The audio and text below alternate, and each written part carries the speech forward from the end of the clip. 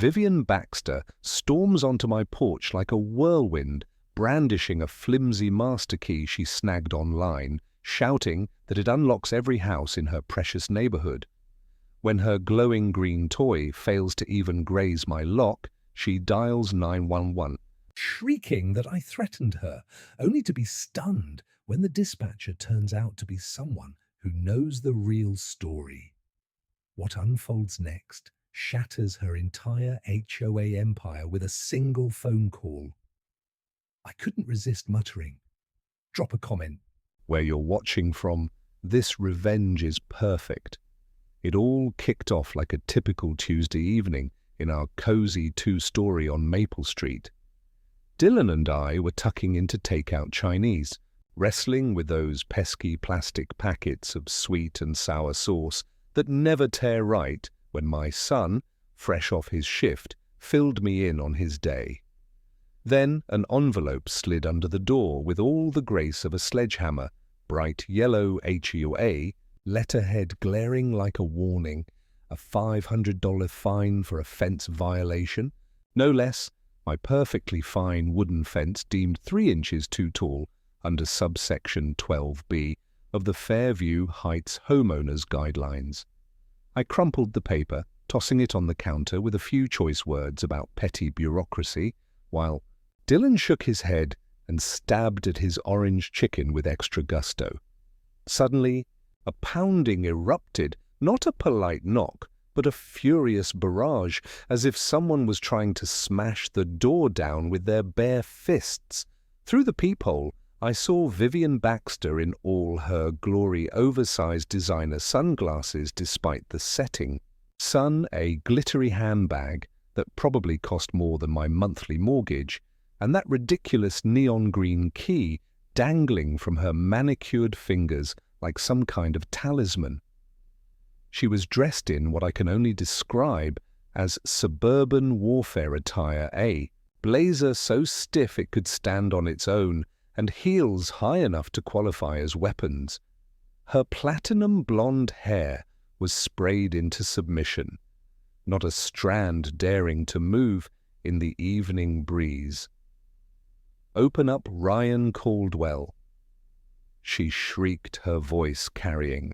Across the neighborhood like a siren, I have the master key that opens 90% of homes in this development, and I'm not afraid to use it. I opened the door, just enough to block her entry with my body. "Evening. Vivian, what brings you to my doorstep besides delusions of grandeur behind me?" Dylan had gone quiet, but I could feel his presence, probably recording on his phone like the smart kid he was. Vivian thrust the key forward like she was presenting Excalibur itself. The thing was practically radioactive. Green, the kind of color you'd see on a Halloween decoration or a particularly aggressive energy drink, this, she announced, with the gravitas of someone unveiling the cure for cancer, is a universal master key.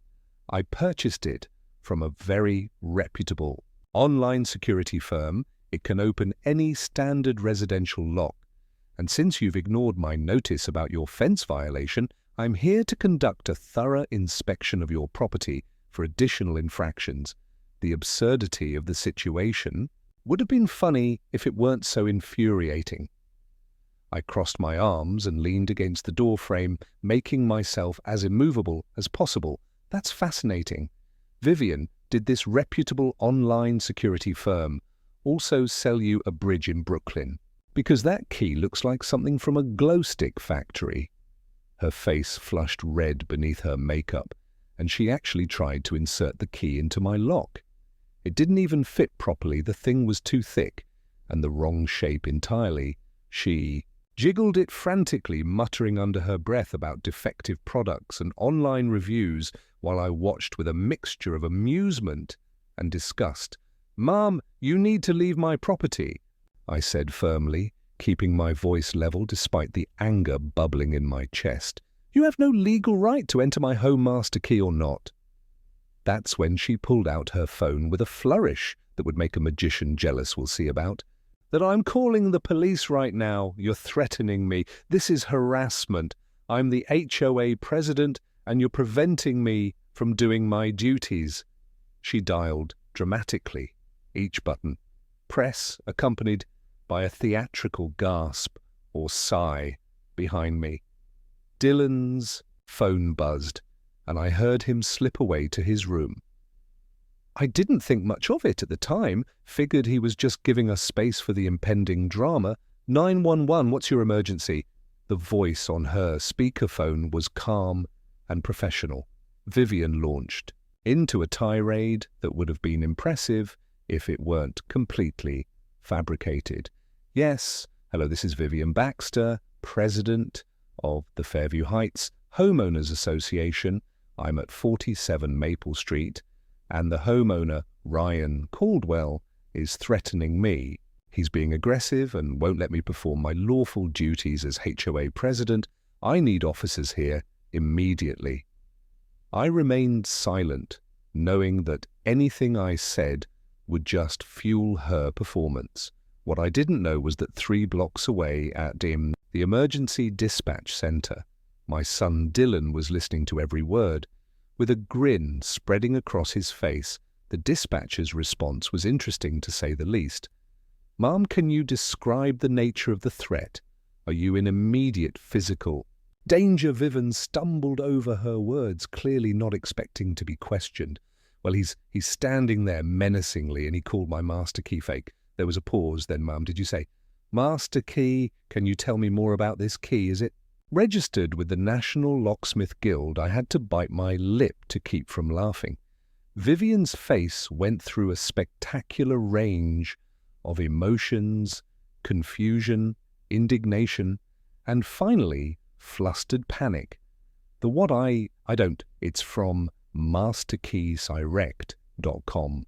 They said it was guaranteed to work. Another pause. "Mum, I need to know the make and model of this key for our records.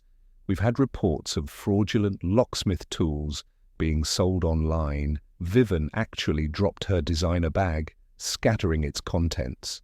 Across my porch, lipsticks rolled in every direction, and what looked like at least 3 different HOA citation pads spilled out. I don't understand what the make and model. It's just a key, a master key. The website said she was stomping, now her heels clicking against the concrete like angry castanets.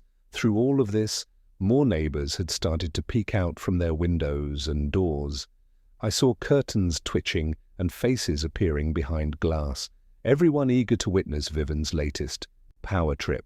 The woman herself seemed oblivious to her growing audience, too focused on arguing with the dispatcher about the legitimacy of her glow-stick-colored key. My phone buzzed with a text. "Dylan got this, Dad." That's when I realized what was happening. My brilliant, slightly devious son was handling this call from his dispatcher's desk. Part of me wanted to tell him to transfer it to someone else to avoid any potential conflict of interest. But a bigger part, the part that had dealt with Vivian's tyranny for the past 2 years, wanted to see where this would go. Vivian was now pacing in front of my house, gesticulating wildly as she tried to explain to the dispatcher why she absolutely needed to enter my home right this very moment. Her voice carried across the neighborhood. "This is about maintaining standards, property values, the integrity of our community." As sirens began to wail in the distance, Vivian suddenly stopped pacing. A slow, calculating smile spread across her face.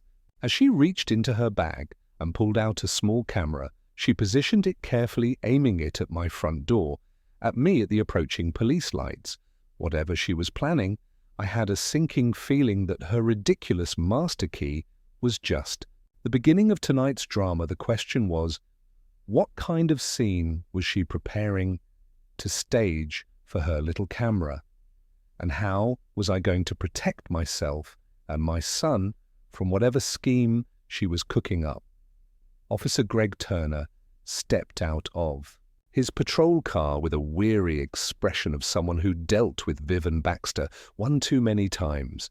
He was a veteran cop, the kind with grey at his temples and lines around his eyes that deepened when he saw her standing there with her camera. I recognized Him from previous neighborhood disputes, he'd always been fair. But tonight something felt different. Vivian immediately launched into victim mode, twisting a lace handkerchief she'd produced from somewhere and dabbing at completely dry eyes. "Officer." "Turner, thank goodness you're here, this man." She pointed at me with a trembling finger that would have been convincing if I hadn't seen her pull the same act at 3 different HOA meetings. "Has been terrorizing me. Look what he's done to this neighborhood." She whipped out her phone with the speed of a gunslinger and showed Turner a photo that made my jaw drop. There on her screen was an image of a house with a neon pink fence, the kind of color that would make your eyes water from 50 FT away. The problem was it was supposedly my house, except the house number was wrong, the windows were in different places, and I'm pretty sure my maple tree hadn't spontaneously transformed into a palm, but in the growing darkness with just the porch lights and street lamps. Turner squinted at the photo and his expression shifted from skepticism to concern. His brow furrowed as he looked between the phone and my perfectly normal brown fence, and I could see him trying to reconcile what he was seeing. "Mr. Caldwell," Turner said, his voice carefully neutral, "I'm going to need you to explain your side of this. Mrs. Baxter is claiming you violated multiple HOA regulations and that you threatened her when she tried to address them." Behind him, Vivian was doing her best impression of a wronged Victorian lady, clutching her handkerchief and swaying slightly as if she might faint at any moment. The camera she'd set up was still recording its red light, blinking like a malevolent eye. I took a deep breath, clenching my jaw to keep my temper in check. "Officer, I've lived here for 15 years. That photo she's showing you is doctored. Look at the house number. It says 53, but I'm at 47. And since when do I have palm trees in Ohio?" Turner's frown deepened as he looked at the photo again, holding Vivian's phone up to catch the streetlight. More neighbors had emerged from their houses, now forming small clusters on their lawns. And driveways, I saw Henry Walsh from 2 doors down, leaning on his fence, his weathered face set in a scowl as he watched Vivian's performance. Sophia Alvarez was on her porch with her daughter, both of them shaking their heads. The whole street was bearing witness to this circus, and Vivian seemed to be reveling in the attention. "Officer," she said, her voice rising to ensure everyone could hear, "Mr. Caldwell has been a problem ever since he questioned my authority at the last HOA meeting. He challenged my fence regulations in front of everyone, trying to undermine my position. He's just like that horrible man who lived here before, always causing trouble, always questioning everything. Something clicked in my mind 2 years ago. Vivian had gotten into a massive dispute with the previous owner of my house, an elderly man named Frank Morrison, who'd fought her on every petty rule she tried to impose. He'd eventually moved to Florida, but not before very publicly calling her out for misusing HOA funds at a packed community meeting. The humiliation had clearly stuck with her, and now she was transferring all that old resentment onto me.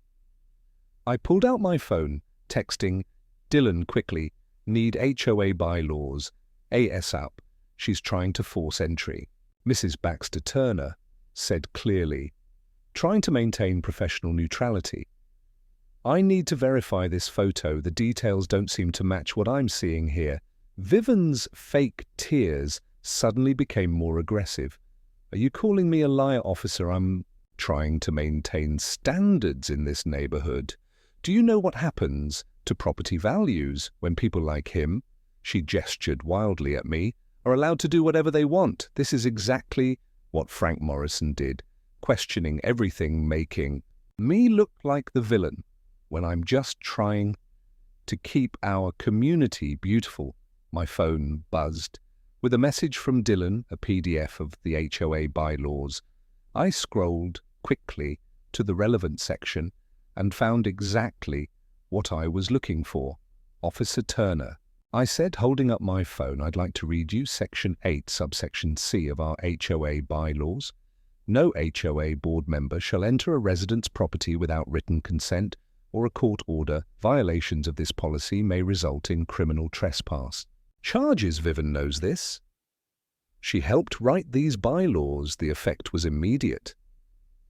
Vivian's handkerchief twisting intensified and her face flushed beneath her makeup. She opened and closed her mouth several times, looking remarkably like a fish out of water. Turner took my phone and read the section himself, then turned to Vivian with raised eyebrows. "Ma'am, are you aware of this policy?" She spluttered, her carefully constructed victim facade cracking. That's not. He's taking it out of context. I have a master key. I have the right to inspect properties for violations.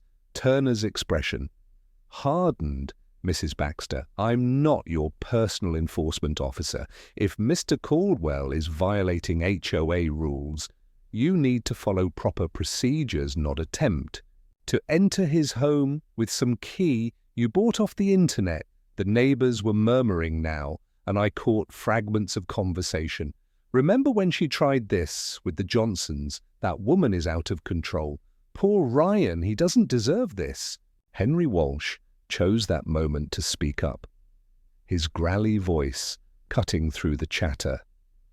"Hey, Turner, while you're here, maybe you should know that Vivian sent me a $200 fine today for siding with a rule.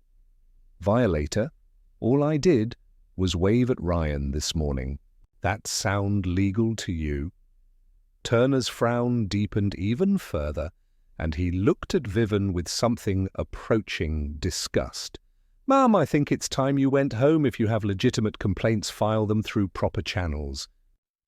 "And that photo?" He handed her phone back. "I'd be very careful about presenting potentially falsified evidence. That's a serious matter." Vivian's phone suddenly lit up with a text message, and I saw her eyes widen as she read it. Her fingers flew across the screen as she typed a response, and I caught a glimpse of her muttering something about eviction proceedings.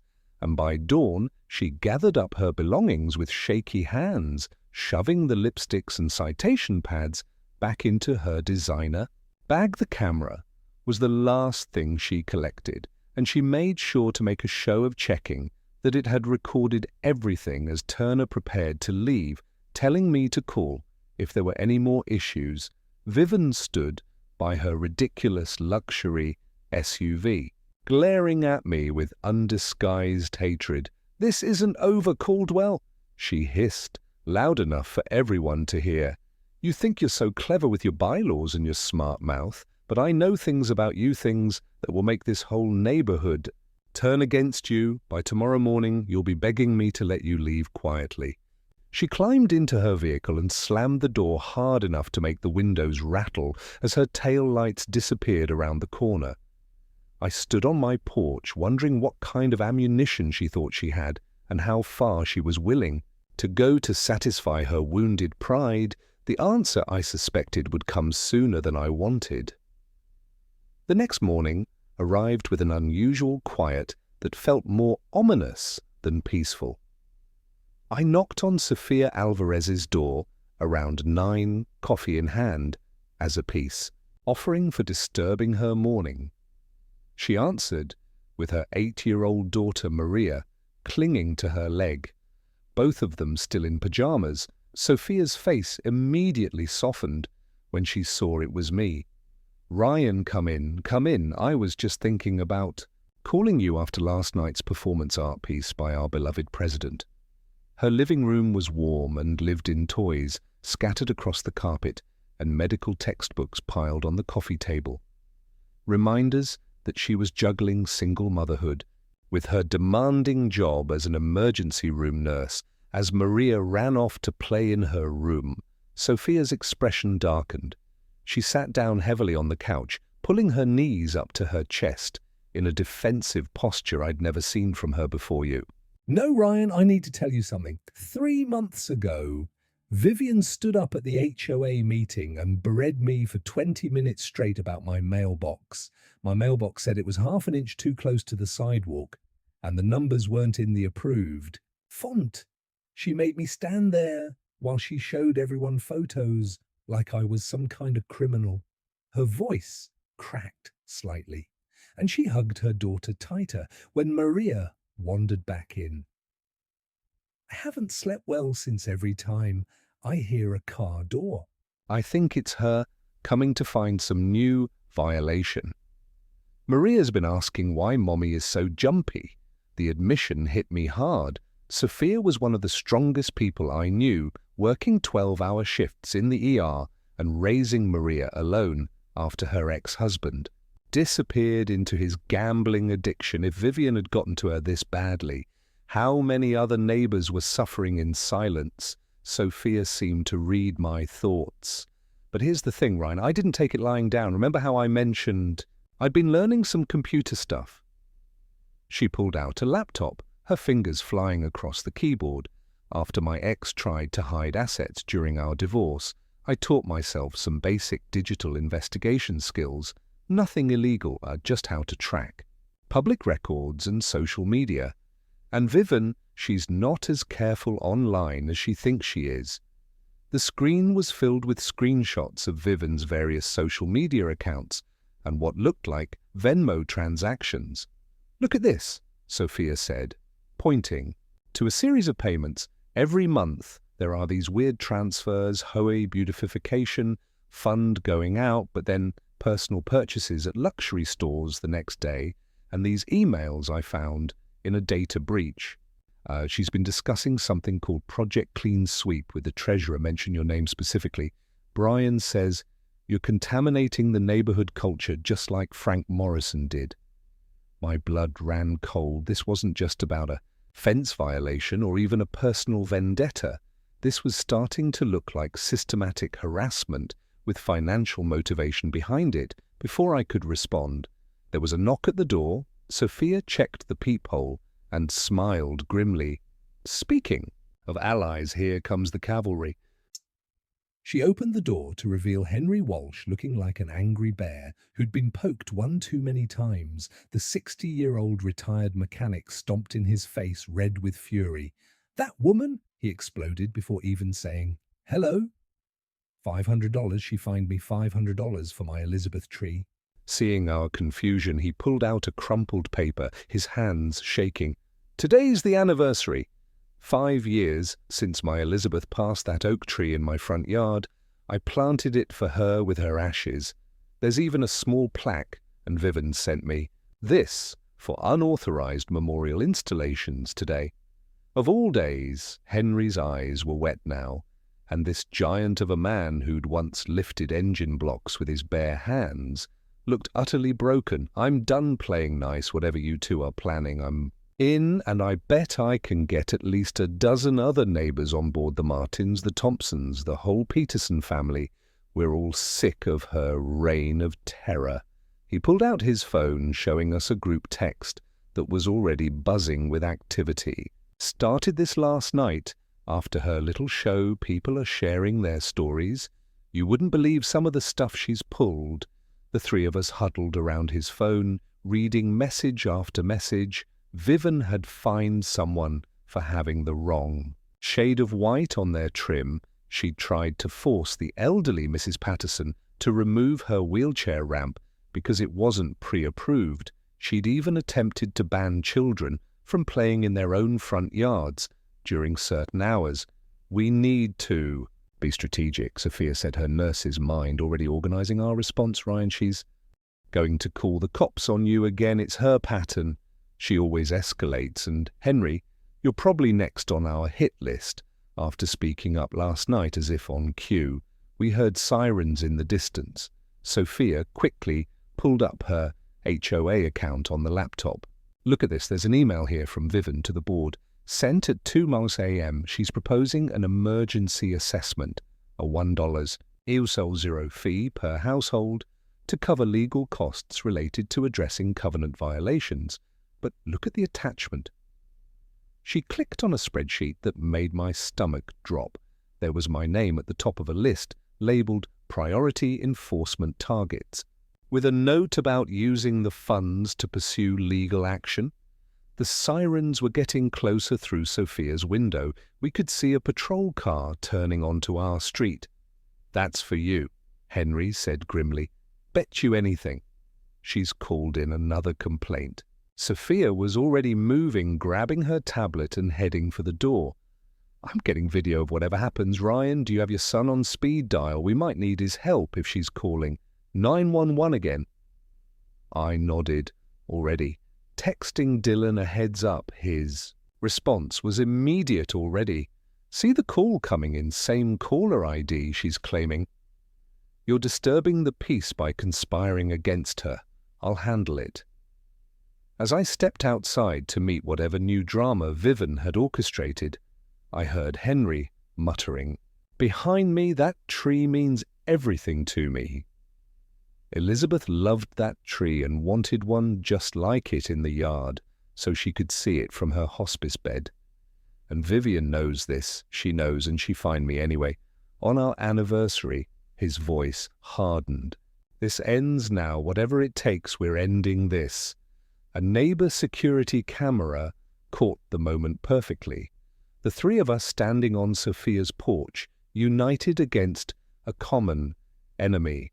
What we didn't know yet was that this footage would soon become crucial evidence. But first I had to deal with whatever new accusation Vivian had manufactured, and judging by the officer's grim expression as he approached, this one was going to be worse than a photoshopped fence. The sound of Vivian's voice carried across the street from her house. She was on her phone again, and even from this distance I could hear her shrill tone. "Yes, I need to report a conspiracy. They're planning to undermine my authority. This is harassment of an elected HOA official." Dylan's text came through. "She's really going for it. Claims you're inciting a riot." Want me to play the definition of riot from the dictionary? Despite everything, I had to smile. My son was handling this beautifully, using Vivian's own dramatic tendencies against her. But as the officer got closer and I saw the papers in his hand, my smile faded. This was escalating faster than any of us had anticipated, and Vivian was showing no signs of backing down. Sophia squeezed my shoulder as I walked toward her. "My fate, remember," she whispered. "We've got evidence now. She's not the only one who can document everything behind us." Henry was already on his phone, rallying the neighbors. The battle lines were being drawn, and for the first time since this mess started, I felt like we might actually have a chance. The question was whether we could expose Vivian's corruption before she managed to destroy my life and terrorize anyone else who dared to stand up to her. As I met the officer in my driveway, I could see Vivian watching from her window. That camera of hers, probably recording every moment, let her watch. I thought she had no idea what was coming. The Fairview Heights Community Center had never seen such a packed house for an emergency HOA meeting. Every folding chair was occupied, and people lined the walls like they were attending a championship boxing match. The tension in the air was thick enough to cut with a knife, and at the center of it all stood Vivian Baxter, wielding a remote control like a scepter. She'd dressed for war in a power suit that probably cost more than most people's monthly salary. Her hair shellacked into a helmet that defied gravity. The massive projection screen behind her flickered to life, and what appeared made my stomach drop to my shoes. There I was, or at least someone who looked vaguely like me, spray painting a fence in the most obnoxious shade of neon pink imaginable. The video was grainy, clearly shot from a distance, but in the dim lighting of the community center, it might as well have been evidence in a murder trial. "Ladies and gentlemen," Vivian announced, her voice dripping with false concern, "this is what Ryan Caldwell does under cover of darkness. This is the man who claims to be a respectable member of our community." The crowd erupted in murmurs, and I caught sight of several neighbors shaking their heads outside. I could hear chanting. And through the windows I saw something that made my heart sink further. A group of residents, maybe 15 or 20, marching in front of my house with signs "Evict the Vandal." One read, "Save our property values," proclaimed another. Someone had even taken the time to make a banner with my face on it, crossed out with a big red X. The whole scene was surreal, like something out of a bad movie about suburban warfare. Sophia stood up beside me, her tablet clutched in her hands like a shield. "I'd like to present a counter-argument," she said, her voice cutting through the chaos. The projection screen flickered as she connected her device, and suddenly Vivian's emails filled the display. There they were, in black and white, discussions about discretionary spending from the HOA, beautification fund receipts for luxury handbags charged to the HOA credit card, and, most damning of all, an email thread discussing the purchase of her ridiculous master key using community funds, $799, Sophia read aloud, for a universal access device that turned out to be a glorified toy. The room went silent, except for the sound of Vivian's clipboard hitting the floor. Henry stood up next, his weathered face red with righteous anger. "While we're sharing evidence," he growled, "let's talk about the Ring camera footage from Tuesday night." The screen changed again, showing crystal-clear video of Vivian sneaking into the HOA office at 2 in the morning, carrying boxes of files. "What were you doing there, Vivian?" "Having a midnight filing party." The crowd was turning, now phones coming out to record everything I could see. The exact moment Vivian's composure cracked, her face went from pale to red to an alarming shade of purple, and she slammed her hand on the podium hard enough to make the microphone squeal with feedback. "You don't understand," she screamed, all pretense of professionalism gone. "I did it for all of you. Do you know what happens to neighborhoods without strong leadership? They deteriorate, property values plummet, undesirable elements move in." She was spiraling now, pacing back and forth like a caged animal. That money wasn't stolen, it was invested in maintaining standards. That key was supposed to help me protect all of you from people like him. She pointed at me with a shaking finger. "He's just like Frank Morrison, always questioning, always undermining." "Well, I won't let it happen again. I won't be humiliated by some nobody electrician who thinks he knows better than me."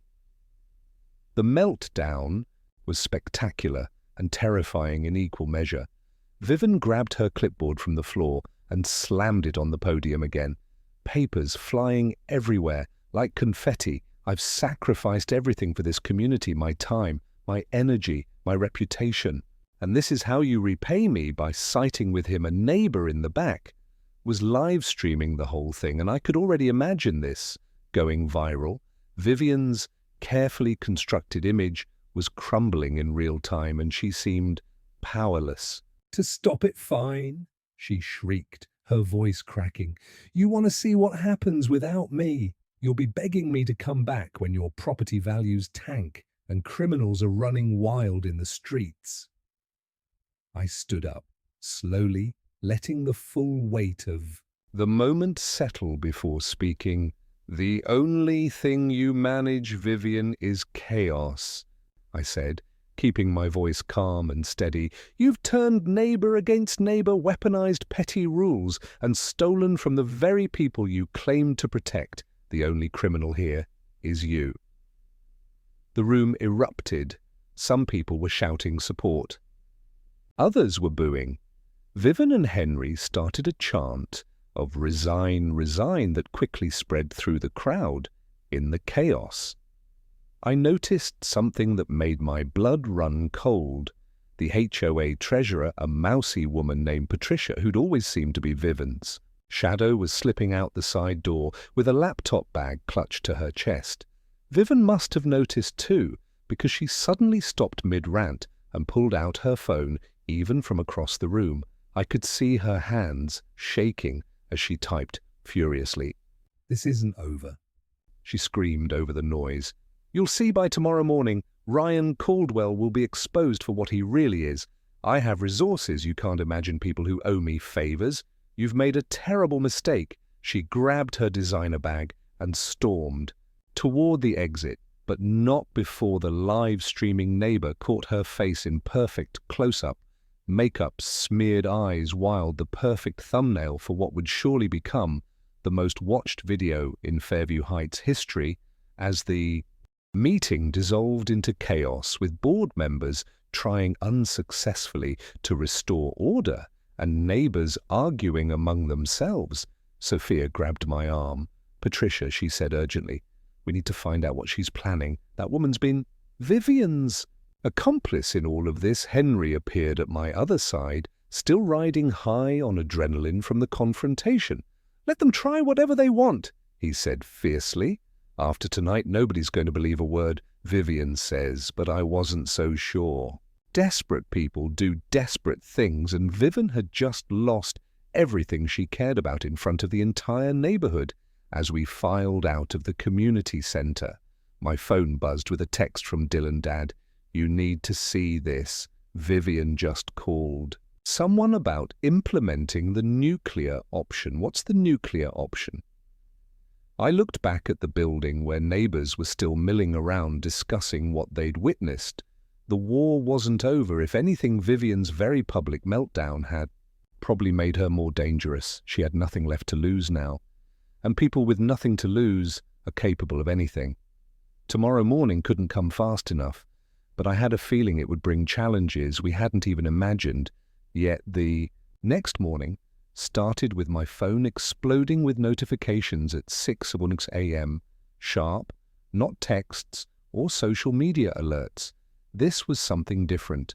An emergency HOA broadcast had been sent to every resident's email phone and even pushed through the community app that most of us had forgotten we'd installed.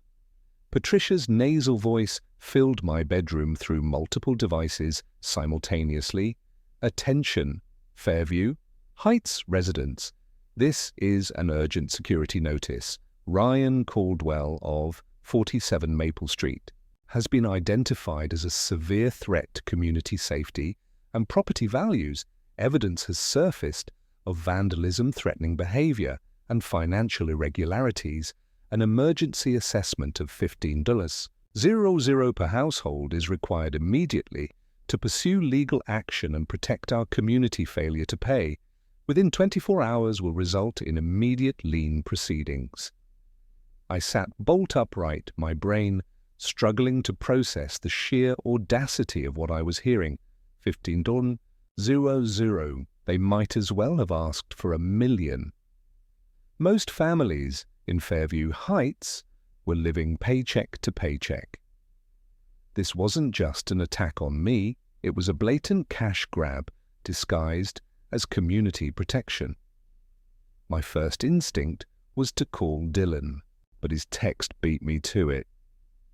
"Dad, I'm tracking multiple 911 calls about this broadcast. People are freaking out also. Vivian just called in, claiming you're harassing her. Again, want me to play the recording I've been saving?"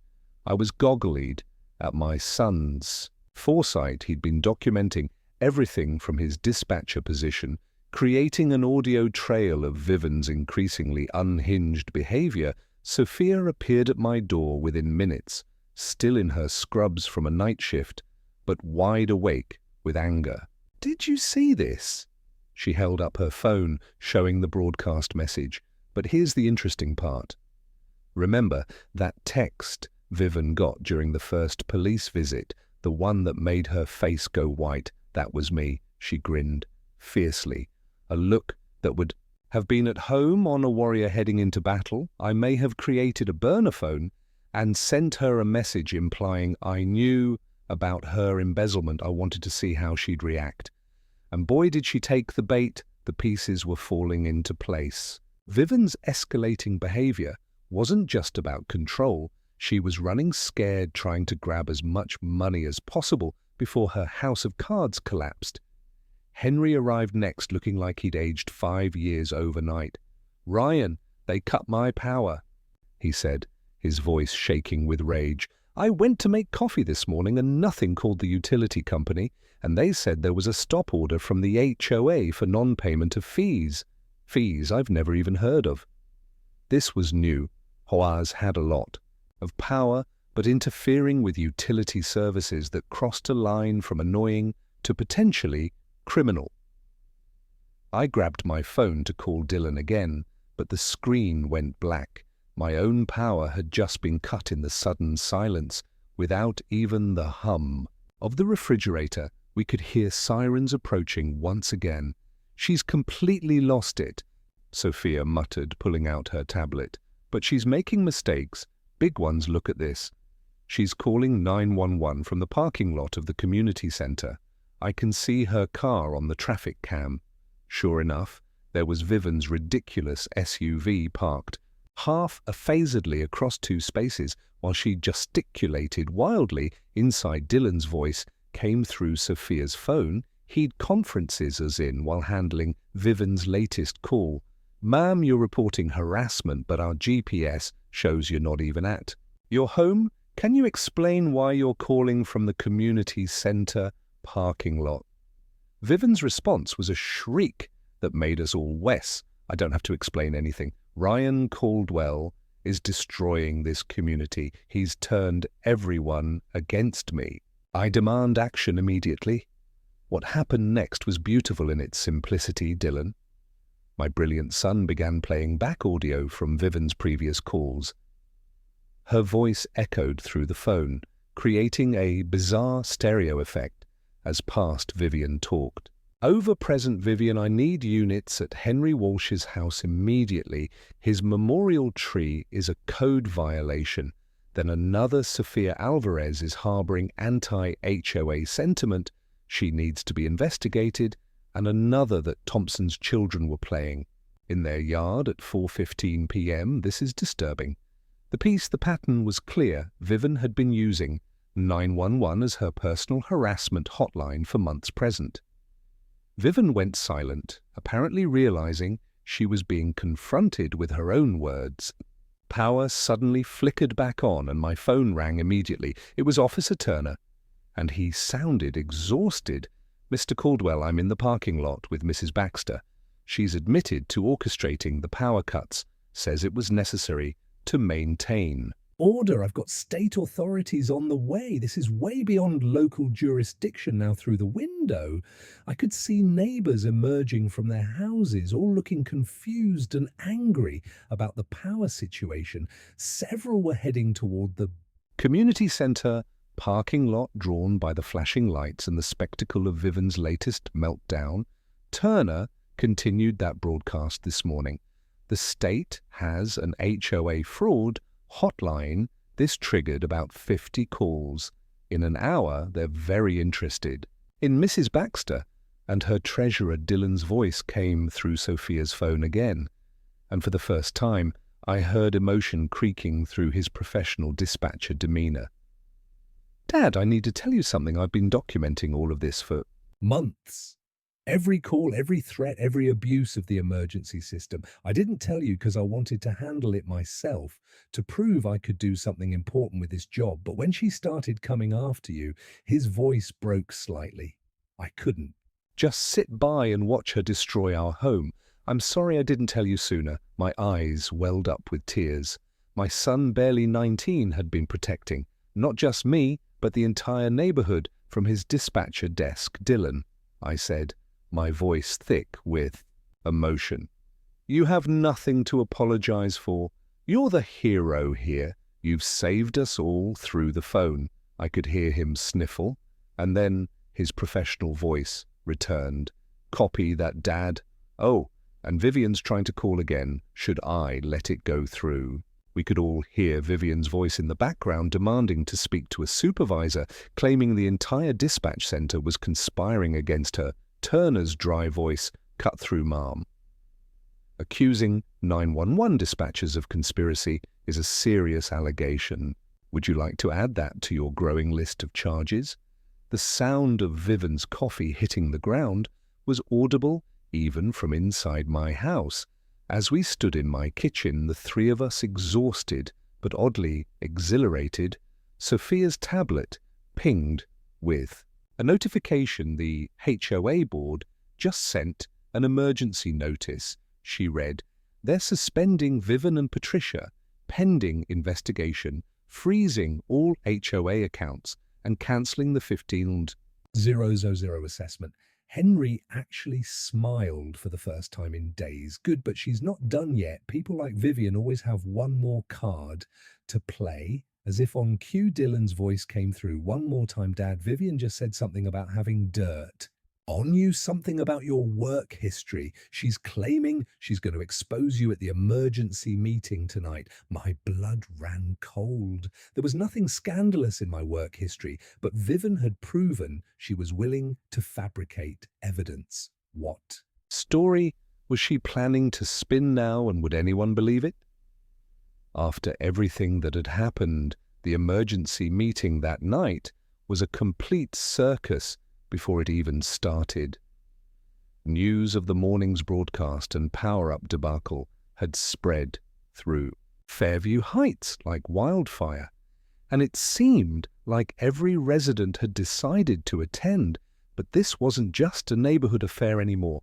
Parked outside the community center was a news van from the local TV station, and a reporter with perfectly coiffed hair was interviewing angry residents.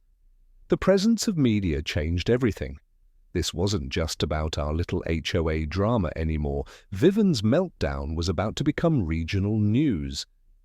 I arrived with Sophia and Henry flanking me like bodyguards, and we had to push through a crowd just to get to the door. Inside, the scene was even more chaotic. Officer Turner stood near the front with two state investigators, their badges gleaming under the harsh fluorescent lights.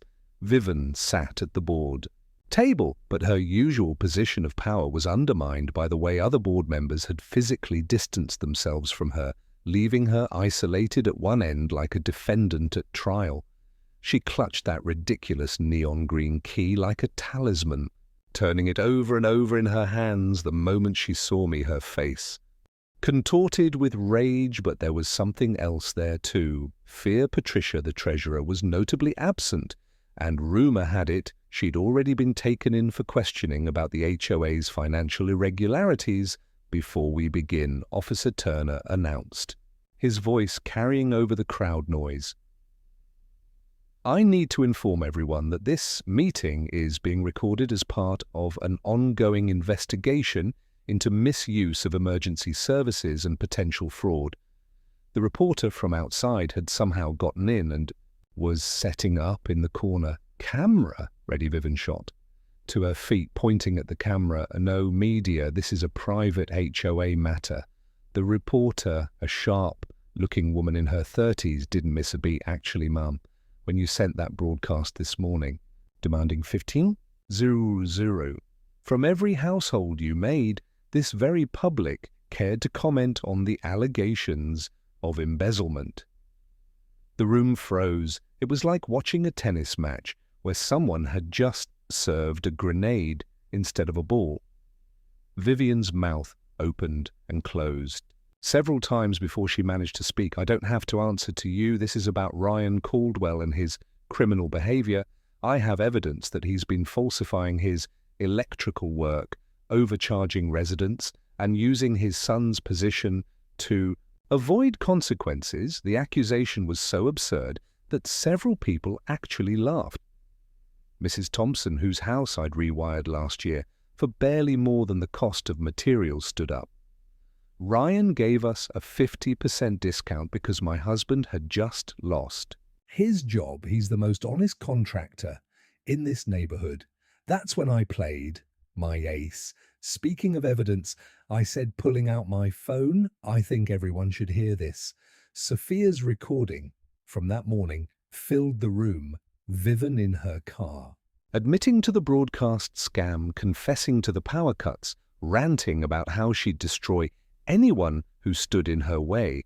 The quality was crystal clear, every damning word audible, but the real shock came when Dylan's voice joined the recording, playing back Vivian's previous 911 calls. The room listened in stunned silence as call after call played out, each one more petty and vindictive than the last, building a case. Vivian's voice said in one call, "These people need to learn their place." Sophia stood up next her tablet connected to the projection screen.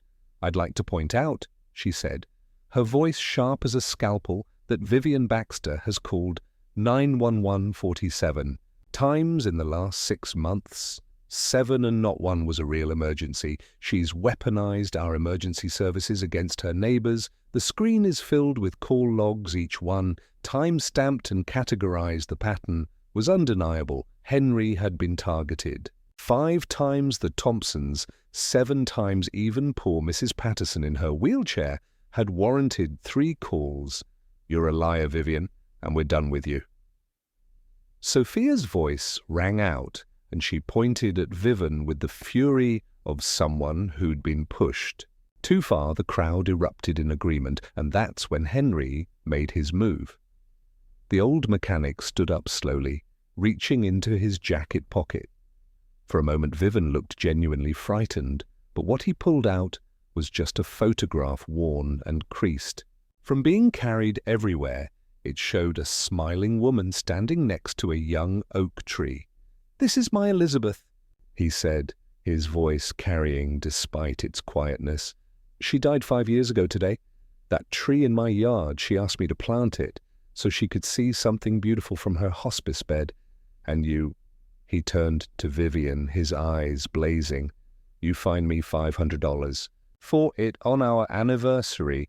You knew what that tree meant, and you fined me anyway." The room had gone dead silent, except for the quiet whir of the news camera. Henry pulled out a manila folder next, "But you made a mistake. Vivian, you made enemies of good people, and good people fight back." He opened the folder to reveal a petition, pages and pages of signatures. 237 households, Vivian, that's 94% of the HOA. "We're not just asking you to resign, we're demanding it. This is the voice of everyone you've bullied, everyone you find, everyone you've tried to crush under your designer heels." The cheer that went up was deafening. People were on their feet, applauding, some even crying. It was like watching a dictator fall. If dictators wore too much perfume and carried neon green toys. Officer Turner stepped forward, and the room quieted again. "Mrs. Baxter, I need to inform you that the state has opened a formal investigation into your actions. The misuse of 911 services alone carries serious penalties. Addie, in the fraud allegations, the utility tampering, and what appears to be significant legal consequences." Vivian had gone pale, her knuckles white, as she gripped her key. "But I was protecting property values. I was maintaining standards they don't understand. What this neighborhood was like before I took control." Turner's expression didn't change. "I'm an officer, not your errand boy, Vivian. And from what I've seen, the only thing you've been protecting is your own bank account." The reporter stepped forward, microphone in hand. "Mrs. Baxter, do you have any comment on the allegations that you used HOA funds to purchase personal items, including what neighbors are calling a glow stick?" Vivian's composure finally shattered completely. She stood up so fast. Her chair fell over, clutching her key defensively against her chest. "You're all ungrateful idiots. I made this neighborhood what it is without me. You're nothing." She started backing toward the door, dodging between the cameras and the crowd. "I'll sue every last one of you. I have lawyers. I have connections. If you think you've won, I'll be back. And when I am, you'll beg for mercy."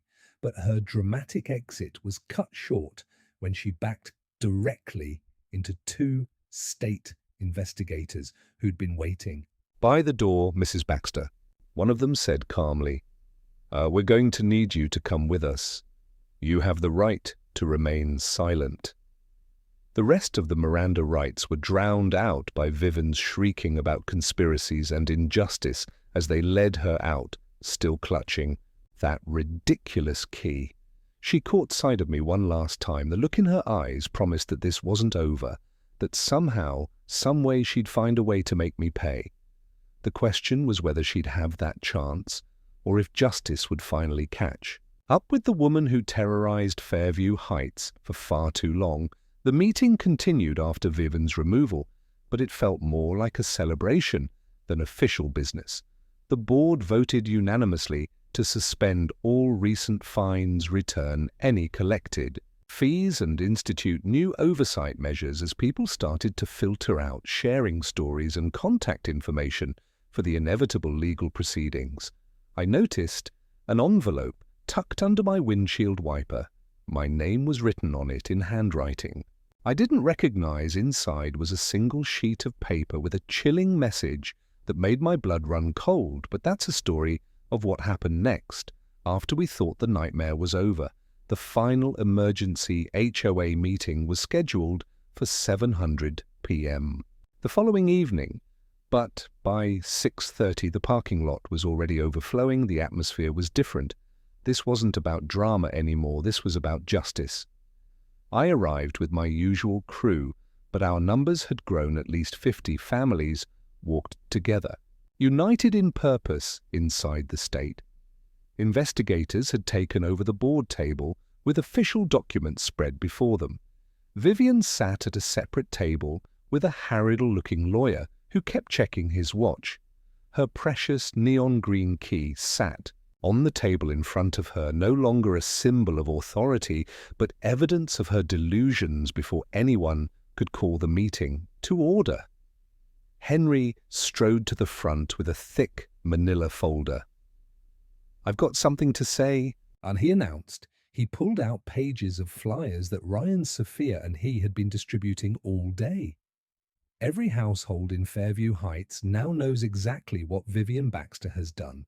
The theft, the broadcast scam, the abuse of emergency services. all of it. But more importantly, this petition contains 237 signatures demanding Vivian's immediate removal and criminal prosecution. The crowd murmured approval as he waved the bound document. "This is for you, Elizabeth," he whispered, touching his pocket where her photo rested. The state investigator stood up. "Thank you, Mr. Walsh. Now, Mrs. Baxter, you called this meeting to present evidence against Mr. Caldwell. You have 5 minutes." Vivian shot to her feet, knocking Over her water glass, "Ryan Caldwell is a fraud," she screeched. "I have proof that he overcharged Mrs. Williams for electrical work 3 years ago, and his son, that delinquent dispatcher, has been sabotaging me from the beginning." The evidence was pathetic. receipts that actually showed I'd undercharged, blurry photos that proved nothing. But then her face changed as a realization dawned. "That was your son's voice on 911, she gasped, pointing at me with a shaking finger. "All those times it was him. You planned this from the start." Dylan chose that moment to enter, wearing his dispatcher uniform and carrying a thick folder. "Mum, I was doing my job," he said calmly. "You're the one who chose to abuse the emergency system. I just made sure there was a record of it." He handed the folder to the state investigator. "This is my formal report. 47 fraudulent calls, all documented." The investigator's expression grew more severe with each page. She read, "Henry couldn't resist your glow stick. Key didn't open our eyes. Vivian, you did that all by yourself." The laughter that followed seemed to break whatever remained of Vivian's composure. The board voted unanimously to remove her from her position. The state announced she would be fined $20 Zero, and permanently banned from serving on any HOA board in the state, as Officer Turner moved to escort her out. She clutched her key desperately. "This isn't over. I'll appeal. I'll sue." But nobody was listening anymore. The nightmare was finally over. Later that evening, Dylan, Sophia, Henry, and I gathered at my house for an impromptu celebration. Pizza boxes covered my kitchen table, and the mood was lighter than it had been in months. "You know what the best part is?" Henry said, raising his beer. "That tree of mine, it's going to outlive her legacy." Here several people had approached me about serving on the new board, and after some prodding from Sophia and Henry, I agreed to attend the next meeting as an observer. It felt like a new beginning for Fairview Heights, one built on transparency and mutual respect. Instead of fear and intimidation, Dylan pulled me aside afterward, and we stepped onto the back porch. "Dad, I'm sorry I didn't tell you about the dispatcher's job sooner. I just wanted to prove I could handle something important on my own." I pulled my son into a hug, feeling parder than I'd ever been. "You saved this entire neighborhood, Dylan. You're a hero," he grinned, looking more like the kid I remembered. "Does this mean I get out of mowing the lawn this weekend?" We were still laughing when I noticed an envelope tucked under my doormat plane. white paper with my name in unfamiliar handwriting inside was a single line that made my blood run cold. "Fairview Heights isn't done with you." But as I looked around at my friends, my son, and my home, all safe from Vivian's tyranny, I crumpled the note and tossed it in the trash. Whatever came next, we'd face it together. After all, we'd already taken down one tyrant. The state investigator had mentioned something about a broader investigation into HOA corruption across Ohio. Maybe Vivian was just the tip of the iceberg, but tonight, we'd won. Tonight, Fairview Heights was free. And that mysterious letter, it could wait until morning. For now, we had a victory to celebrate and a community to rebuild.